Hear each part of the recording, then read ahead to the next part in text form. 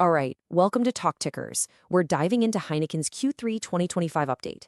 This was a really interesting one, a quarter that, let's be honest, had a lot of people on the edge of their seats. So let's break down what actually happened. So here's the plan. We're going to kick things off with the headline numbers and how the market took the news. Then we'll get into the weeds. What headwinds are they facing, and what is management actually doing about it? We'll look at how different parts of the world are performing, pull out the most important bits from the analyst call, and then wrap it all up with our take, the next call on where this stock is headed. All right, let's get right into the numbers. And really, the story of this quarter, the headline, is that it was better than feared. Not great, but definitely not the disaster some were bracing for. So you saw this stock pop just a little bit, up about 1.3%. And what does that tell you? It's not a huge jump, right? It's more of a relief rally. It's the market basically breathing a collective sigh of relief and saying, okay, that wasn't as bad as it could have been. And that relief came even though organic net revenue actually dipped a bit, down 0.3%. Now, that's not a huge drop, but it definitely points to what everyone's feeling. It's a tough environment out there for the consumer. Okay, but here's the number that really had people worried going into the print. Beer volume down 4.3% organically. Ouch. That's a pretty big drop, and it really shows you that people, especially in places like the Americas, are just not buying as much beer right now. But, and this is the big but, this is what saved the stock from a really bad day. They reiterated their guidance. They didn't cut it. Yeah, they said they'd probably come in at the low end of that 4 to 8% growth range, but the fact that they held the line was absolutely crucial. That's what kept investors from hitting the panic button. So the big question is, how is Heineken actually dealing with all this? It's that classic battle. You've got these huge macro pressures on one side, and then you've got what the company can actually control on the other. So let's break it down. You've got the headwinds, right?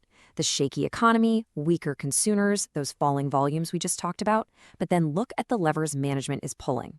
They're finding about $500 million in cost savings, they're buying back their own stock, and they've been really disciplined on pricing. That price/mix number, plus 3.6%, is what's really helping to cushion the blow from selling less beer. Now, if we peel back another layer, you'll see that this isn't a single global story. It's really a tale of two very different worlds depending on where you look. And this chart just lays it out perfectly. Look at this divergence. Africa and the Middle East, up almost 15%. Asia Pacific also looking solid. At the same time, the Americas are down over 5%. So you can see what's happening here. The strength in emerging markets is basically plugging the hole left by weakness in the more developed markets like the Americas and Europe.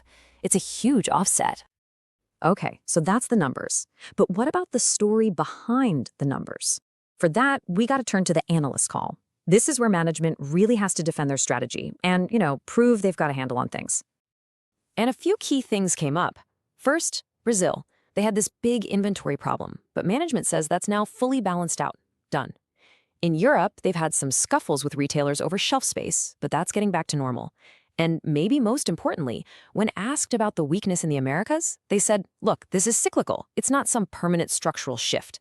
They're basically telling investors, we've got this under control. The big operational headaches are in the rearview mirror. So management's sounding pretty confident, right? Which, of course, leads us to the million-dollar question for anyone looking at this stock. Where do we go from here?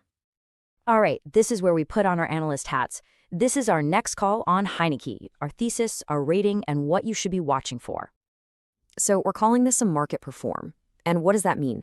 It means we think the stock is probably going to trade in line with the overall market. You've got this real push and pull, right?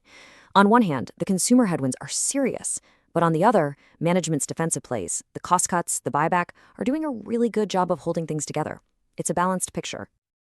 Our base case here is what we're calling the grind higher scenario. We don't see a massive breakout, but a slow and steady climb.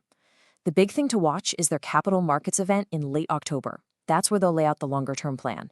So the bull case, the cost controls and buyback act as a nice floor under the stock price while volumes slowly get better. The bear case is pretty simple. What if this consumer weakness in Europe and the Americas just sticks around for a lot longer than anyone thinks? As for Q4 specifically, we expect Brazil to help volumes a bit, but just keep an eye on Asia. They're up against some really tough comps from last year, so growth there might slow down. All right, let's wrap this up. If you remember just a few things from this whole briefing, what should they be? Let's boil it down to 3 key takeaways. First, and most important, They did not cut guidance. That supported the stock, period. Second, management's playbook is working. The cost savings, the buybacks, they're doing exactly what they're supposed to do: soften the blow from lower volumes. And third, the big question mark, the thing that will really move this stock, is when does the consumer bounce back? That's the one thing everyone is waiting for. And just as a reminder, this is not financial advice.